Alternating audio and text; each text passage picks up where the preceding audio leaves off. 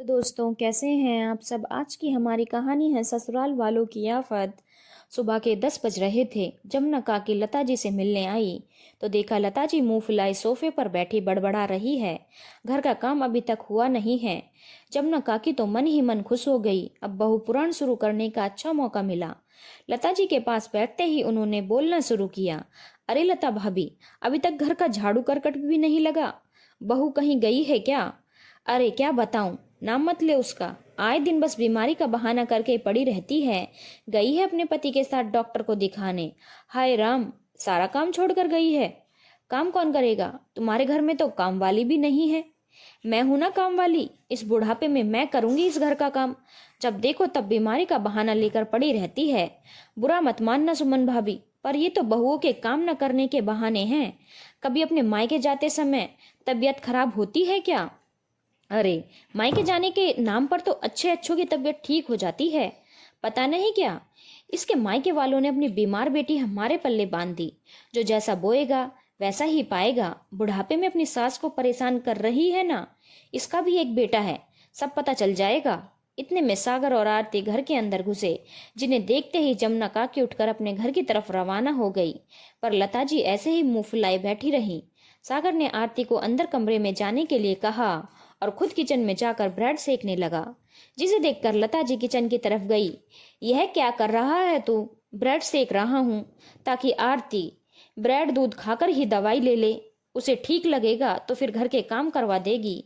तब तक मैं घर की तो झाड़ू तो लगा देता हूँ। तू क्यों लगाएगा झाड़ू?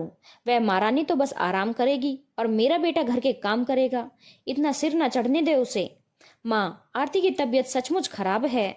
सब बहानेबाजी है, अच्छी तरह से जानती हूं मैं, पर मेरा बेटा है कि समझने का नाम ही नहीं लेता। लता जी बड़बड़ाते हुए वापस सोफे पर आकर बैठ गई। सागर ने आरती को दूध ब्रेड देकर दवाई वगैरह दे दी और घर की झाड़ू लगाकर खुद तैयार होकर अपने किराने की दुकान खोलने के लिए रवाना हो गया। साथ ही साथ अपने दोनों बच्चों का टिफिन भी पैक करके ले गया ताकि उन्हें स्कूल में दे सके, और लता जी के लिए भी ब्रेड सेक कर रख गया। सागर और आरती की शादी को 17 साल हो चुके हैं। उनके दो 15 साल के जुड़वा बच्चे भी हैं। अब आरती की इतनी उम्र हो चुकी है, जिसके कारण शरीर में हार्मोन में बदलाव हो रहे हैं, जिससे आए दिन कोई ना कोई बीमारी लगी रहती है। सागर की अपनी खुद की किराने की दुकान है। बच्चों की पढ़ाई लिखाई, माँ के दवाई के खर्चे, घर के खर्चे आदि इतना ही खर्चा निकल पाता है दुकान से। इसीलिए घर में नौकर भी नहीं रख सकता। पर जहां तक हो सके आरती की मदद जरूर कर देता। आरती की तबीयत खराब रहने के बावजूद भी आरती पूरी कोशिश करती कि जितना उससे हो सके करे। पर अब पहले जैसी फुर्ती तो ना रहती। बच्चे भी अपना काम खुद ही करना पसंद करते हैं। जहां तक हो सके पूरा परिवार लता जी पर वजन नहीं डालता, लेकिन उसके बावजूद लता जी को पता नहीं क्या परेशानी थी। जिस दिन भी आरती की तबीयत खराब हो जाती, बस चिल्लाने से मतलब रखती, करती धरती कुछ नहीं। पर आज तो लता जी भी भरी बैठी थी। सागर के जाते ही उन्होंने बोलने का मौका मिला और वे शुरू हो गई। ऐसी भी बीवियां होती हैं। यहाँ पति झाड़ू लगा रहा है और खुद आराम कर रही हैं। बेचारा मेरा बेटा घर और दुकान दोनों में फंस कर रह गया है। अरे क्या तेरे पीहर में यही सब चलता है? तेरे माँ बाप ने अपनी बीमार बेटी हमारे पल्ले तो न बांधी। बहू शादी से पहले बीमार रहती थी क्या? यह सब सुनते ही आरती के तन बदन में आग लग गई। पता नहीं कहां से इतनी हिम्मत आई। उठकर सीधे बाहर आई और अपनी सासू माँ से बोली, ये कैसी बातें कर रही हैं आप? आप मेरे माता पिता पर यह कैसा लांछन लगा रही हैं? शादी के 17 साल बाद आपको अब महसूस हो रहा है कि मेरे पिता ने अपनी बीमार बेटी आपके पल्ले बांध दी? और जो 17 साल से मैंने यहाँ मेहनत की उसका क्या? वहां पीहर में मैंने 2 बच्चे पैदा नहीं किए थे और न ही वहां मैंने कभी इतना काम किया था।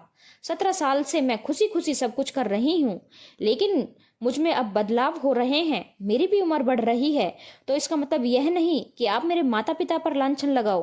कल मैं भी बूढ़ी होंगी, इसका मतलब कल को आप सबको ये कहती फिरोंगी कि मेरे पीहर वालों ने आपके पल्ले बूढ़ी बेटी बांध दी।